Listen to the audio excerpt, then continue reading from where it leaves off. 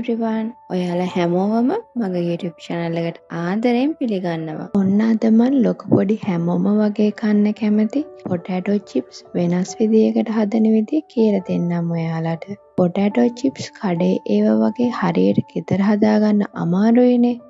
ඒ රසටම හරියට ලේසියෙන් potato fingers හදන විදිය කියලා දෙන්නම් ඔයාලට. ඉතින් එහෙනම් බලමුකෝ මේ potato fingers හදන්න ඕන වෙන දේවල් මොනවාද කියලා. තඹගත්ත අල ග්‍රෑම් 500ක්, කෝන්ෆ්ලවර් ග්‍රෑම් 100ක්, සීනි මේස හැඳි 1ක්, ලුණු තේ හැඳි 3න් එකක් හරි ඔයාලගේ රස පදමට.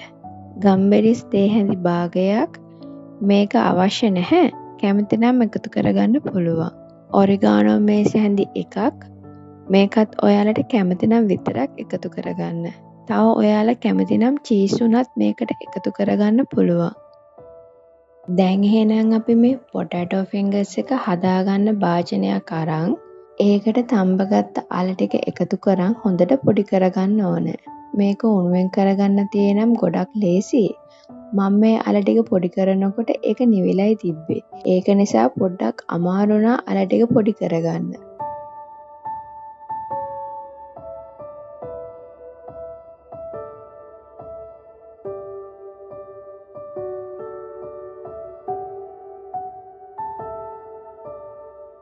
දැන් මේ අල ටික හොඳට පොඩි වුණාම ඒකට කෝන්ෆ්ලවර්, ලුණු, ගම්බෙරිස්, ඔරිගානෝ ටික එකතු කරන් නැවතත් හොඳට කවලම් කරගන්න.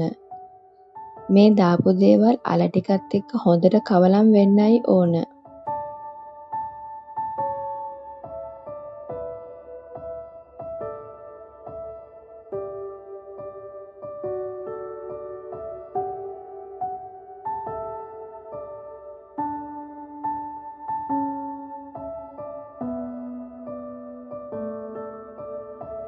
දැන් මේ ඔක්කොම දේවල් හොඳට කවලම් වෙලයි තියෙන්නේ.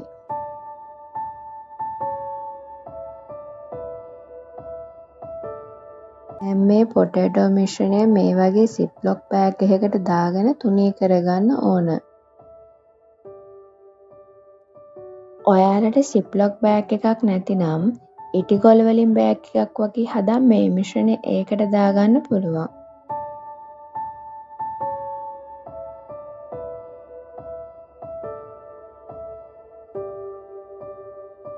දැන් මේ බෑග් එකට දාගත්ත අල මිශ්‍රණය හොඳට පැතිලි කරගන්න ඕන.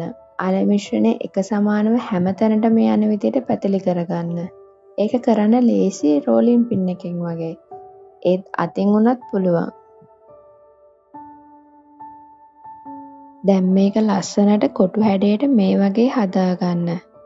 මොකද අපි මේකෙන් කෑලි කැපුවම ලස්සනට ඒ කෑලි ටික ගන්න පුළුවන් එතකොට. දැන් මේ මිශ්‍රණය හරි ගානට පැතිලි වෙලයි තියෙන්නේ. දැන් මේක ෆ්‍රීසර් එකට දාලා පැයක් වගේ ෆ්‍රීස් කරගන්න ඕන. දැන් මේ බෑග් එක පරිස්සමෙන් ට්‍රේ එකක් උඩින් හරි පැතිලි ඕනම භාජනයක තියලා ෆ්‍රීසර් එකට දාගන්න. ට්‍රේ එකක් උඩින් තියන්න කිව්වේ මේ මිශ්‍රණයේ තෙත ගතිය වැඩි නිසා එහෙම වුණොත් ෆ්‍රීස් වුණාට පස්සේ කෑලි ටික හරියට කපා ගන්න බැරි නිසා. මම නම් මේ potato finger එක හැදුවේ හෙට අපේ ගෙදර ඩිනර් එකක් තියෙන නිසා ඒක ප්ලැටර් එකට තියාගන්න. ඒක නිසා මම මේක දවසක් වගේ ෆ්‍රීස් එකේ තියාගත්තා. ඔයාලට මේක මාසයක් හරි මෙම ෆ්‍රීස් එකේ තියාගන්න පුළුවන්. නැතිනම් කෑලි කපලා උනත් ෆ්‍රීස් එකේ තියාගන්න පුළුවන්. ඔයාලට පැයක් වගේ ෆ්‍රීස් එකේ තියලා මේක 6 වුණාම පාවිච්චිට ගන්න පුළුවන්. දැන් මේ පහුවෙන්ද හවස. මම මේ බෑග් එක දැන් එළියට අරන් විනාඩි 5ක් වගේ තිබ්බා. දැන් මේ විනාඩි 5කට පස්සේ මම කෑලි කපා ගන්න හදන්නේ. මේ වෙලේදී කෑලි කපා ගන්න ටිකක් අමාරුයි. මොකද මේක හයිය නිසා. ඒත් ඔයාලා මේක හයියට දිනනකොට තමයි කෑලි කපා ගන්න ඕන. නැතිනම් කූල් එක ගියාම කෑලි කපා ගන්න අමාරුයි මේ මිශ්‍රණය පිහිය ඇලෙන නිසා. ඔයාලට මේකේ කෑලි කපා ගන්නකොට කැමති ප්‍රමාණයකට වගේම කැමති විදියකට කපා ගන්න පුළුවන්. දැන් මේ potato fingers ටික බැද ගන්න භාජනයක් ලිපේ තියලා ඒකට තෙල් ටික දාගන්න. ඔයාලා මේ කෑලි කැපුවට පස්සේ බැද ගන්න ඕන ප්‍රමාණය තියාගෙන ඉතුරු ටික ෆ්‍රීස් එකට දාන්න. ඔයාලා මේ ඔක්කොම බඳිනවා නම් කෑලි පොඩ්ඩක් ඈඩ් කරලා තියාගන්න. දැන් රත් වුණු තෙල් එකට potato fingers ටික දාලා රන්වන් පාට වෙනකම් බැද ගන්න. මේක බදිනකොට ලිපේ ගින්දර අඩුවෙන් තියාගෙන බදින්න. එහෙනම් ඔයාලත් මේ පොටේටෝ ෆින්ගර් එක හදලා බලන්නකෝ. මේක ඔයාලට කැමති විදියකට වෙනස් කරගෙන හදාගන්න පුළුවන්. අලයි කෝන්ෆ්ලයි ලුණුයි සීනි විතරක් පාවිච්චි කරලා වුණත් හදාගන්න පුළුවන්. මේ පොටේටෝ ෆින්ගර් එක කොහොම හදාගත්තත් ගොඩක් රහයි වගේම හොඳ ක්‍රිස්පි එකට තියෙනවා. මේ බලන්නකෝ සද්දේ.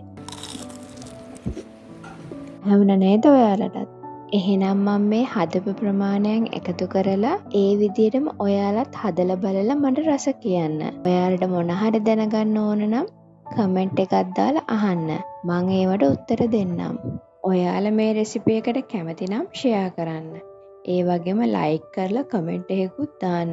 එහෙනම් අපි තවත් වීඩියෝ එකකින් ඉක්මනින්ම මුණ ගැහෙමු. ඔයාලා තාම මගේ YouTube channel එක subscribe කරලා නැතිනම් subscribe කරලා පහළ තියෙන bell icon එකත් click කරන්න. මගේ මේ වීඩියෝ එක බලපු හැමෝටම ගොඩක් ස්තුතියි. එහෙනම් ඔයාලා හැමෝටම සුබම සුබ දවසක් වේවා.